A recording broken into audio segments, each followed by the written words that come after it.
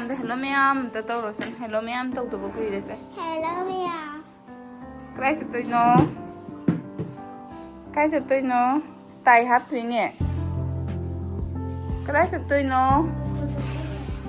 ꯁꯤꯂꯥ ꯁꯤꯂꯥ ꯑꯩꯈꯣꯏ ꯗꯤꯌꯥ ꯍꯣꯏ ꯁ꯭ꯀꯨꯜꯗ ꯖꯒꯣꯏ ꯁꯥꯍꯟꯗꯦ ꯑꯩꯅ ꯁꯥꯎꯔꯤ ꯀꯟꯅ ꯁ꯭ꯀꯨꯜꯁꯨ ꯅꯠꯇꯕ ꯃꯣꯏ ꯁ꯭ꯀꯨꯜꯗ ꯏꯟꯚꯥꯏꯠ ꯇꯧꯔꯛꯑꯦ ꯃꯣꯏ ꯃꯅꯥꯛꯀꯤ ꯅꯥꯝꯈꯣꯔ ꯑꯩꯅ ꯑꯁꯥꯝ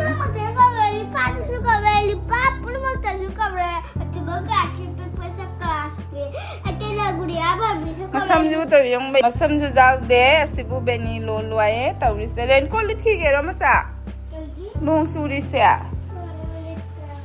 ꯇꯧꯔꯤꯁꯦ ꯌꯦꯡꯉꯣ ꯕꯁꯁꯦ ꯊꯣꯛꯂꯛꯄꯗꯩ ꯅꯣꯡꯅ ꯐꯖꯅ ꯍꯩꯊꯅ ꯂꯩꯔꯦ ꯐꯔꯦ ꯑꯩꯒꯤ ꯍꯤꯟꯖꯥꯡ ꯅꯥꯄꯤꯁꯤꯡꯁꯦ ꯍꯤꯡꯍꯧꯔꯅꯤ ꯈꯔ ꯃꯄꯥ ꯉꯥꯏꯔꯤꯅꯤ ꯑꯩꯈꯣꯏꯒꯤꯁꯦ ꯅꯍꯥꯟꯩꯗꯤ ꯃꯄꯥꯅ ꯉꯥꯏꯅꯩ ꯉꯁꯤꯗꯤ ꯃꯄꯥꯁꯦ ꯑꯦꯛꯖꯥꯝ ꯄꯨꯔꯤꯑꯕꯀꯣ ꯍꯧꯖꯤꯛꯁꯦ ꯑꯗꯨꯅ ꯈꯔ ꯉꯟꯅ ꯆꯠꯄꯩ ꯃꯊꯧ ꯇꯥꯅꯦꯅ ꯑꯩꯁꯨ ꯑꯗꯨꯝ ꯍꯧꯒꯠꯂꯛꯄ ꯑꯉꯥꯡꯁꯦ ꯍꯥꯟꯅ ꯂꯣꯏꯁꯤꯜꯂꯕ ꯑꯗꯣ ꯊꯣꯛꯂꯛꯈꯤꯗ꯭ꯔꯦ ꯃꯄꯥꯗꯣ ꯂꯣꯏꯁꯤꯜ ꯂꯣꯏꯔꯦ ꯑꯗꯨꯒꯗꯤ ꯁ꯭ꯋꯦꯇꯔ ꯎꯇꯤꯒ ꯆꯥꯔꯗꯤ ꯍꯥꯎꯕ ꯅꯨꯃꯤꯠꯅꯤꯕꯣ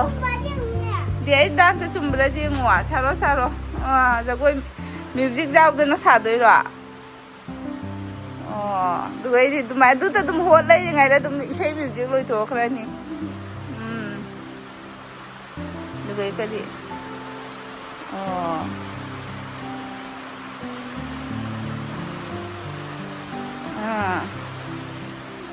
ꯂꯣꯏꯔꯕꯣ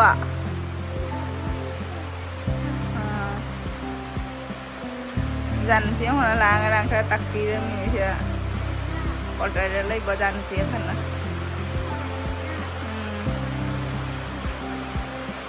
ꯐꯔꯦ ꯐꯔꯦ ꯍꯣꯔꯦꯟ ꯁꯥꯔꯨꯆꯣ ꯅꯣꯡ ꯆꯨꯕꯗꯨꯒꯅꯦ ꯃꯣꯏꯒꯤꯅꯦ ꯗ ꯄ꯭ꯔꯣꯒ꯭ꯔꯥꯝ ꯇꯧꯐꯝꯗꯣ ꯂꯣꯏ ꯅꯣꯡꯅ ꯆꯣꯠꯂꯦ ꯈꯪꯉꯕ ꯃꯃꯥꯅ ꯍꯪꯉꯨꯔꯤꯕ ꯂꯣꯏ ꯅꯣꯡ ꯆꯣꯠꯂꯦ ꯔꯦꯟꯀꯣꯠ ꯄꯨꯊꯣꯔꯛꯀꯦꯁꯦ ꯃꯃꯥ ꯁꯥꯊꯤꯅ ꯀꯟꯅ ꯆꯨꯔꯤꯑꯦ ꯅꯣꯡꯁꯦ ꯅꯣꯡ ꯑꯆꯧꯕꯅꯦ ꯃꯥꯒꯤ ꯔꯦꯟꯀꯣꯠꯁꯦ ꯊꯥꯏꯅ ꯃꯥꯅ ꯀꯩꯅꯣ ꯇꯧꯕꯗ ꯂꯤꯠꯈꯤꯕ ꯔꯦꯟꯀꯣꯠꯅꯦ ꯂꯤꯇꯜ ꯄꯤꯂꯔ ꯇꯝꯃꯤꯉꯩꯗ ꯂꯩꯈꯤꯕ ꯑꯥꯗ ꯄ꯭ꯂꯦ ꯁ꯭ꯀꯨꯜꯗ ꯇꯝꯃꯤꯉꯩꯗ ꯆꯥꯔꯤ ꯍꯧꯖꯤꯛꯐꯥꯎ ꯆꯥꯎꯅ ꯂꯧꯈꯤꯕꯅꯦꯕ ꯑꯩꯅ ꯃꯇꯝꯗꯨꯗ ꯀꯩꯅꯣ ꯅꯣꯡ ꯆꯨꯏ ꯑꯩꯅ ꯀꯤꯔꯤꯔꯣ ꯇꯧꯏꯗꯣ ꯇꯨꯠ ꯆꯥꯕꯇ nông lớn cho nên còn khai để mong bông xài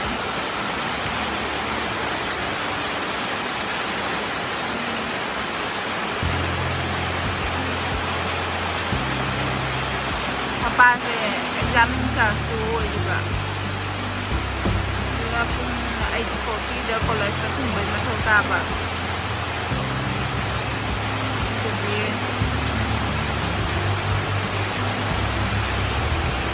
bye bye macha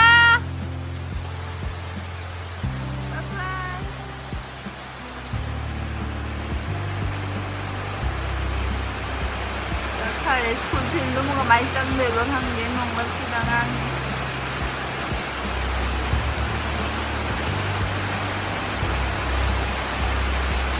nong sa phajana kanna chu thare mya mai dia se are mbare school thajar bro bani bo tharam da bana phagadra khang de bo tawram me se phathina kanna chure maman mami na ne it phala da nong kanna churi ayuk te de te na phone da wari sunaram patangai ri ko taurise amuk sudah mukana chure breakfast thakige ma'am saira glosale phengani gas tu loi re ko daw na jari ba gas te book tawraga khoi cylinder sa ama khatani ba aduna asi loi draga di book to tawba yadre to ko khoi to atoppa ado siloi raga book tawba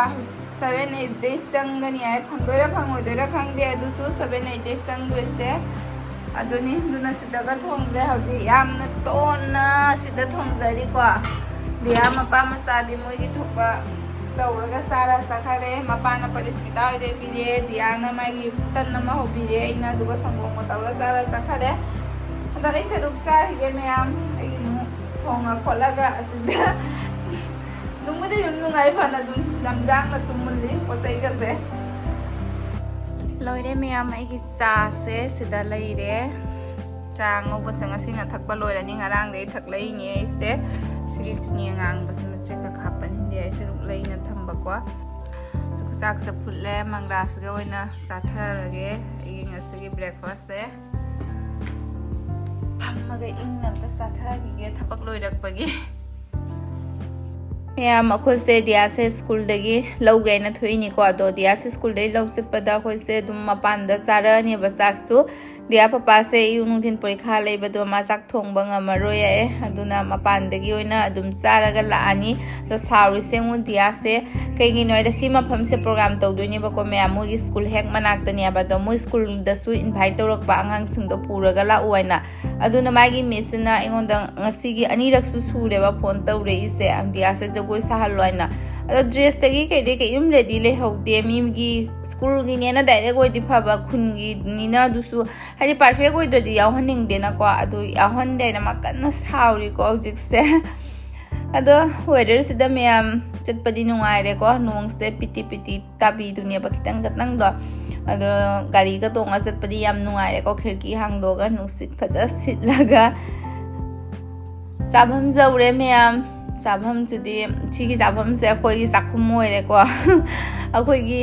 ꯊꯥ ꯈꯨꯗꯤꯡꯒꯤ ꯅꯨꯃꯤꯠ ꯊꯥ ꯑꯃꯗ ꯅꯨꯃꯤꯠ ꯍꯨꯝꯅꯤꯃꯨꯛꯇꯤ ꯁꯤꯒ ꯄꯥꯔꯣꯁꯦ ꯆꯥꯔꯦ ꯍꯥꯏꯇꯥꯔꯦ ꯁꯤꯒꯤ ꯃꯐꯝꯁꯦ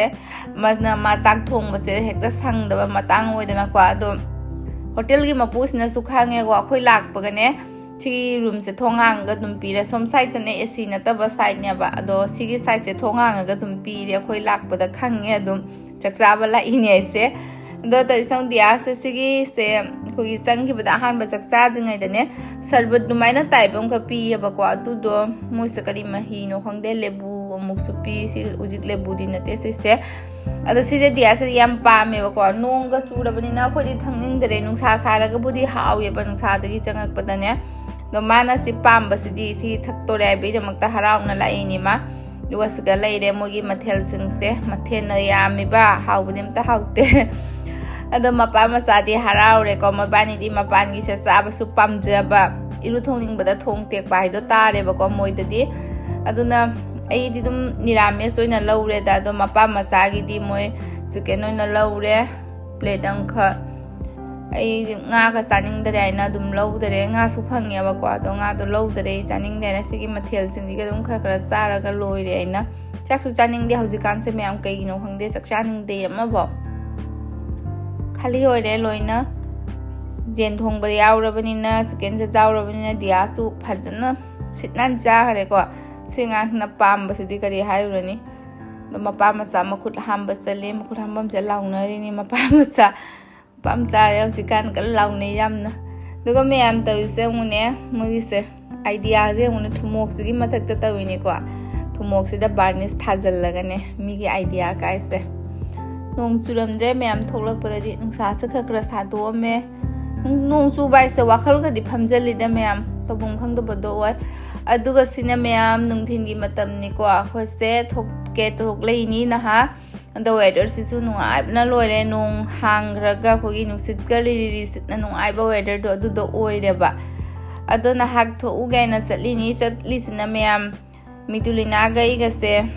जिम द सकियाना जिम जेंग बचलिनी को दिया पास ने बु जिम चलू नुपी की 30 इयर्स लांग रगदी मसल से कलहन बे जम मथौ ताई दु ताई न पंगांग तंगांगे को ल जिम द चलसी मिदुलिना खबानी आइना सकियाना थोकलेनी हौजिक से अदो कमाई तौदोरिबा खंगदे जिम चके हाइदी जिम से कमाई तौरुगे हाना जेंगुसी सिदा अमखक लैयना अदु जेंगबगी थोइनेबा खोसे अदो मिदुलिना से चुमाई गाड़ी से पुथोक्तबा कुइरे माई गाड़ी से द ओइना सखरासी आइना माई गाड़ी से द ओइना लाए लंबी से नुंगाइबना मयाम संदा वाइरमदाइ से द को गाड़ी भाइदी खिड़की हांगगा चतपदने को नुंसित फजना सिटलगा वाखलगी अवाबगा लोइ कावी फजना माइंड से फ्रेश होय आइसनिबो नुंगाइबना नुमितो अदो जौरे मैम मफम से अखोइदगी जामना बुदि लाप नतेदा खजिक खक गाड़ी न चतपदा मिनिट 10 मुको चंगी को मिनिट 10 फारम दुए सुलियम बजाय अदु मफम दुदनी अदो मनुंग चंगागा दिया ओइना गाव रे को माना हाइदि इंस्ट्रूमेंट मैम से उबदा मा ओइना ने चेंजलगा अमा मुतौ तौरी मोइ कन गांगनरी को कमाई तौबा के तौबाइना इ सुचनिंग दबना जाम इंटरेस्ट सु लेते बदो दिया पासना चलू चो जेंग चो हैमन बगी दुम चलीने बको चनिंग दे योगा न पामजे यिम से तुजाम पाम देबा दो माना तौहनिंग बदु द जेंगुरगे कमाई तौगे आइना दुगी लाइनी मफम सिदा ngawre icha nupise pura mafam se ubada si mai ba chi loi ya de kai gino hang dai misin je on noi de ba kwa mathaga songal ma thon ta phan ban song ba du ga si loi ya de na kum da rak pa wa ni nok ning mana loi bene na ubada ado mi am fitness ne na jiang ba chalu raga halaga si ni fast food cha ne phang ngare kwa ado sigi mafam sigi momo se yam famous ti oina hawe ba si se nepali momo ne ba kwa momo tabu nepali na hobana khwai dagi di hawi na kwa ado hawi cha ne na moi sing ja phamna ri ni tawri se gym chalu ra hala momo cha ri ni kyam phari mo jengo da moi chicken momo ina sana re kwa harawi se pa ma sa ti harau ja khra poni sikum ba se uraga mathamo se mamon minoka noi se uraba di ase harau man na momo cha phang do re na ala sala bani na ate bazar su tawre ko ma se samaina midulina higa satmina se ma jam harau jayaba mana chaningi haibado pijayaba ko aina suguma se pijaning dabani na hadi lawhot na khotna tawyaba aduna ma aiga su chaning deba ko midulina mapa parismita moi chatmina radinya yam harau jayaba ma chaning da sa phangya na si pija mung leibi ba chalini ko midulina na puraga sali se mana pija sa ge hayana moi bani na dum chaning bata pija leirabni singang se tawri se